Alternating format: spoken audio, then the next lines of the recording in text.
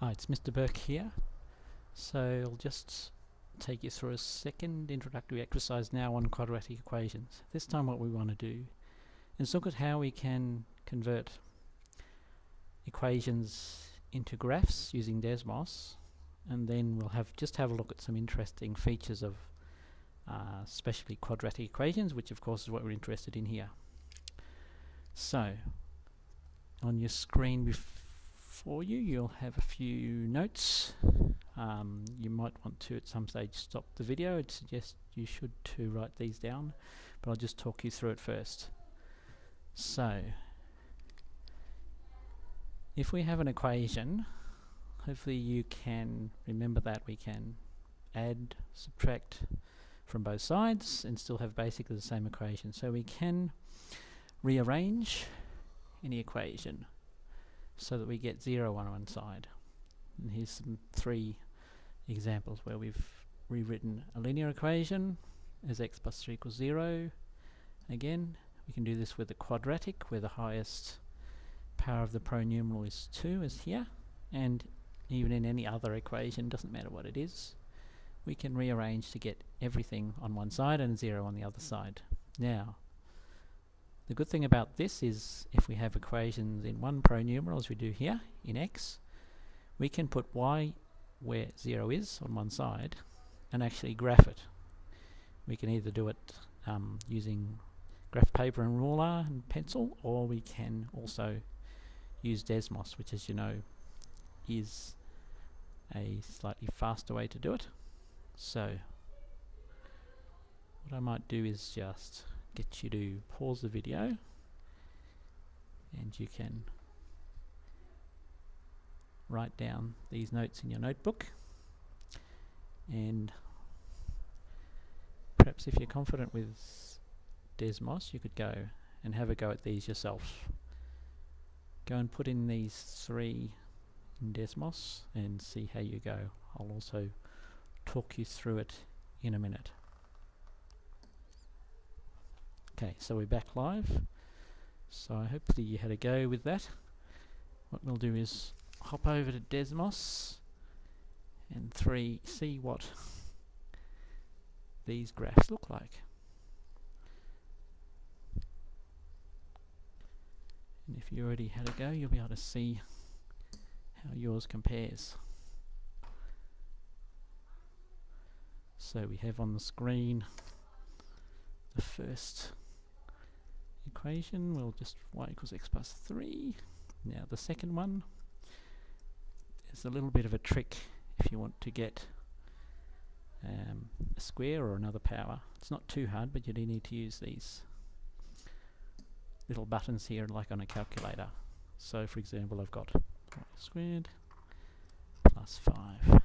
So, and that's not quite right, so we'll just, nice thing about Desmos is that it just lets you fix things up.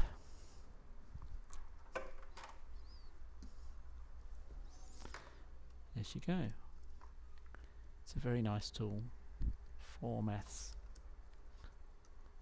Right, so you can see we've got 2 lines here already, 2 graphs, and then the third one, 2x, and this time we have a very handy button which is called a to the power of b. So here we want to get 3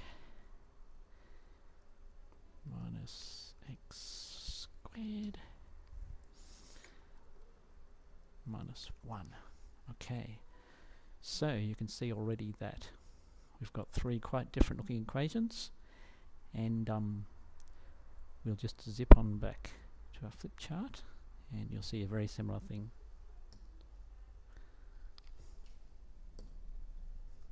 So first thing to mention, the first equation, let's look at the blue here on the screen, that's a line. Linear, so that's nice, as we said. Linear equations appear as lines when you graph them. The second equation is a parabola, which is a quadratic, and any quadratic will appear as a parabola. We'll have a look in a minute at some more different quadratics so we can see how they can look. And the third one, well, we really don't care. As we said, that's a cubic actually, but it's something else, so we'll call it other. Okay, again, might just want to pause the video to write a few notes. Right, we're back live, and so let's have a look at another example. So this time we want to graph 4 different equations, and they're all quadratics, as you'll see. And if you do this yourself, you'll start to get very handy with Desmos. So let's hop back on over to Desmos, and we'll just clear all of this out. And it's as easy as that, and we're on to a new equation. Y equals x squared minus 1. Second one is y equals minus x squared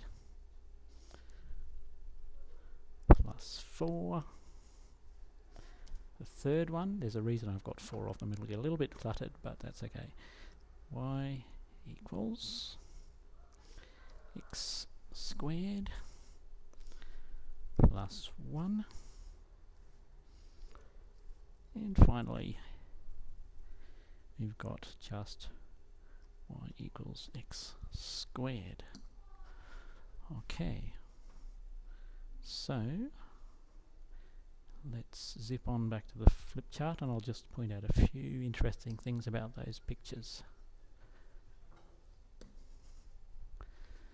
So, alright, the first thing that I want you to notice here is that the solution, because we put y where the 0 was in the original equations, if you remember, the solution is found by setting y as 0. So where the parabola crosses the x-axis, which is where y equals 0, that's where the solution or the solutions will be. Okay, so moving on to the first parabola, I've marked in red that there are actually 2 solutions, 2 places where that parabola, which is open upwards, meets the x-axis. So that's a bit different. If we have a line can only meet the x-axis in one place usually. The next line, next parabola, you'll see is the one that's pointing downwards, so its hump, if you like, its mountain top is pointing upwards, and it again, I've marked in blue there that it has 2 solutions. It's just facing the other way, facing downwards. Now the interesting one I wanted to show you is just that the third parabola, I've marked in green here, it has no solution for y equals 0. It's because the parabola is sitting above the x-axis. So when you graph it, it's easy to see. There will occasionally be quadratic equations which don't have any real solutions. Any real solutions is the maths way of saying it. They don't have any solutions. So, but obviously you won't get many questions with that because it's not very interesting to have an equation with no solutions in a test or in a similar situation. The fourth parabola, now this won't happen very often, but it does happen sometimes. A quadratic equation will only have one solution sometimes, and you can see there in purple, I think, is the color that because the parabola points downwards and touches the x-axis right there at one point, which it can do, we have only one solution. The most important thing to note is that when you're solving quadratic equations, all of these are possible. No solution, one solution or 2 solutions, but often you'll find that 2 solutions is the most common.